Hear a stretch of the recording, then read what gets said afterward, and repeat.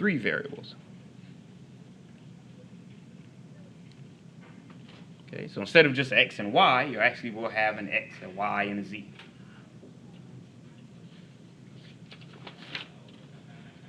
Okay, so we'll break this down into a series of steps.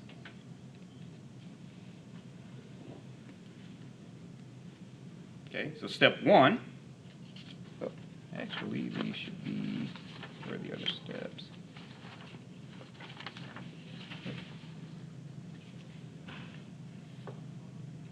Okay, you would want to make sure the equations are in standard form. Okay, that just means all variables are on the left side.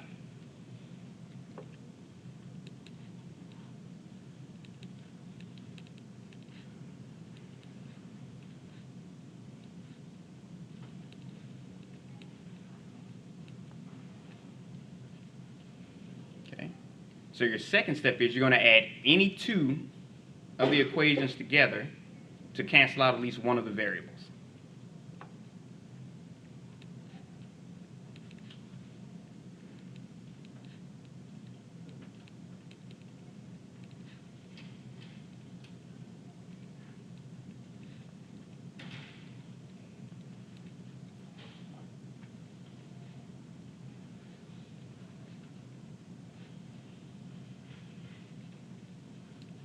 Okay, and just like with the 2 variables, you might have to multiply one of them by a constant in order to make them cancel out.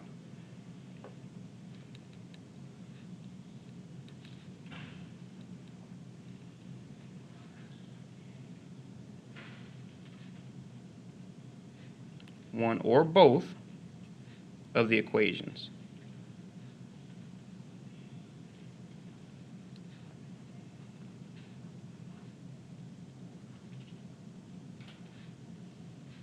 To do this. Well, it should be a non-zero constant.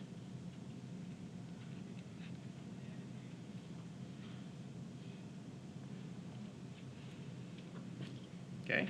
Now for your third step, you would add the other equation with one of the equations you just used. So you have the first 2 equations, let's say if you pick the first 2. And for the third equation, you'd add that third one to one of the first 2 you had to eliminate the same variable. And I'll show you like each step individually. So if it doesn't make sense here, it'll hopefully make sense as we go through it.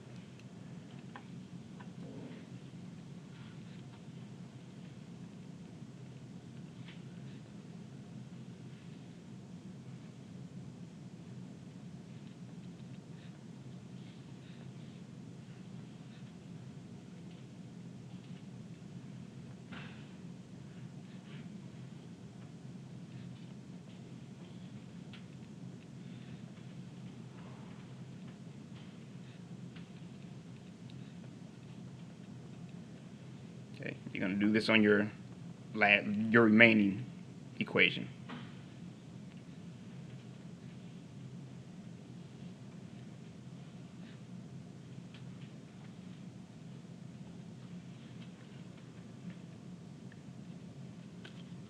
Okay, so your fourth step is now that you've done this, you're going to add the equations from step 2 and step 3 together. Because now that you've eliminated one of the variables, you now have a 2 variable equation, which is what we've been doing so far. So all you're doing, you're taking a 3 variable system and you're temporarily turning it into a 2 variable system, since you already know how to do that.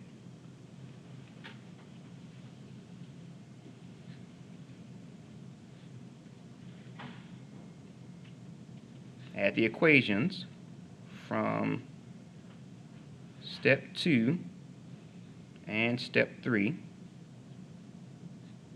And you're going to solve for the 2 variables.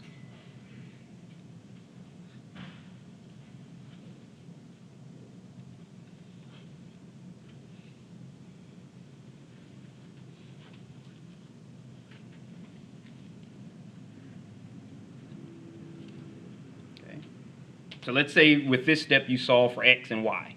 What you're going to do is you're going to pick one of those equations, plug in your x and your y, and you're going to solve for z.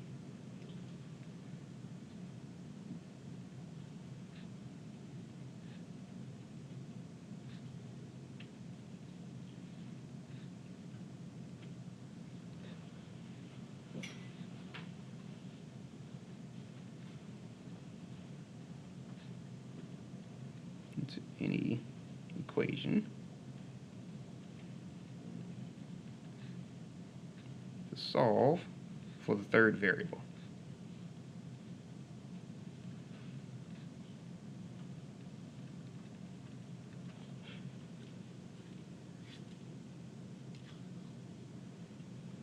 Okay. And the last is just you can plug your solution into the equation to see if it works, but that's kind of one of those, it's good to do, but you don't have to.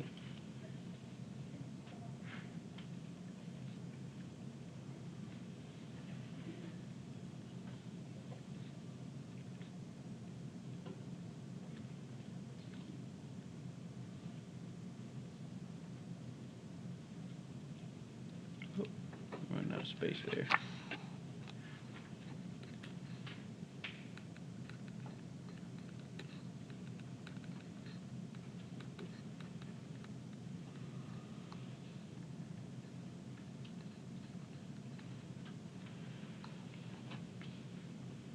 Okay, so we're going to do, like I said, each individual step so you know how each one, each one of them are performed.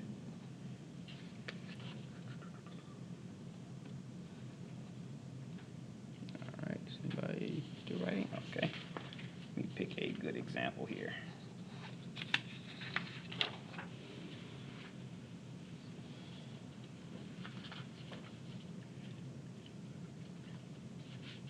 Okay, and we'll start off with this one. So we'll jump right into a story problem. Make sure I'm on time. Oh yeah, we're good on time. Okay, so let's say if you have a toy company.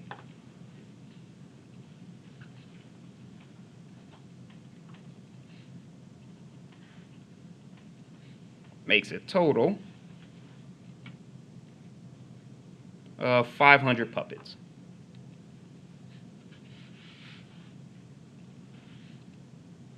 In 3 sizes.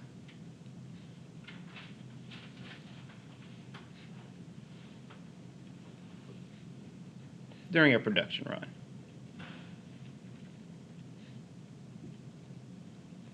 Okay. So we'll just say those are small, medium, and large. For a small puppet,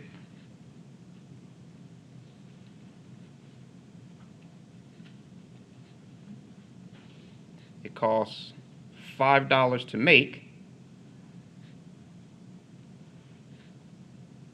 and sells for $8.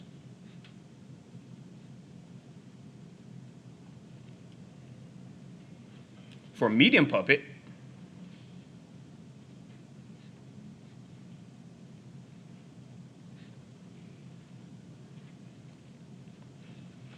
it costs $10 to make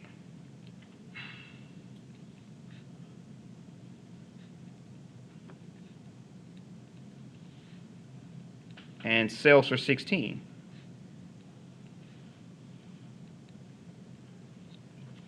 Now for the large puppet,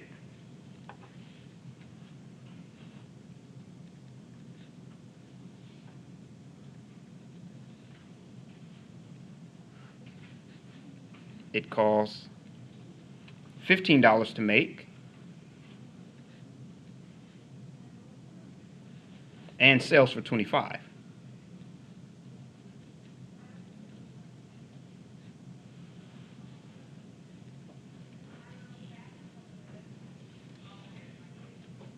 Okay. Now, how much the total amount that it costs to make all 3 puppets in that run is $4,750 to make all 500 puppets.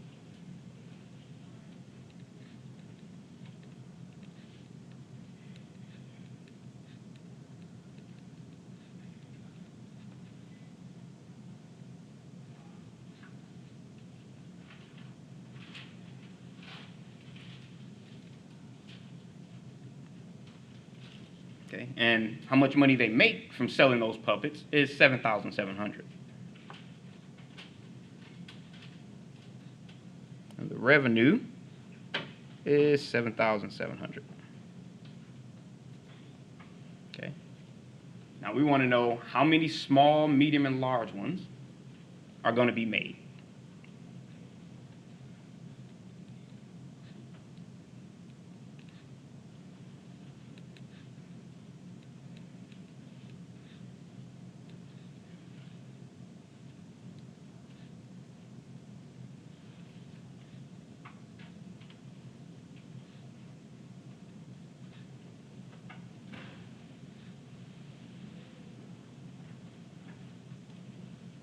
Oops, bring that back down a little bit.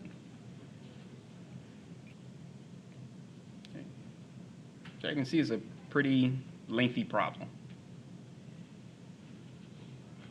Okay, so what we're going to do is we're just going to break it down a little bit. Okay, and the first place you start is right here at the bottom when they ask you, basically tell you what they're looking for. So that's where you want to start.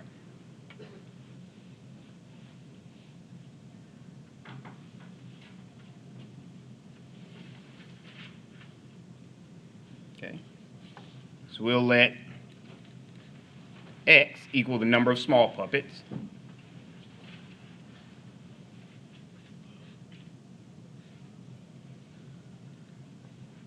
We'll let Y equal the number of medium.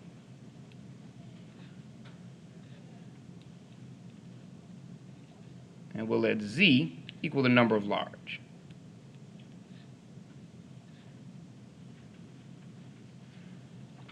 Okay, so that kind of gives us something to start with, which is all you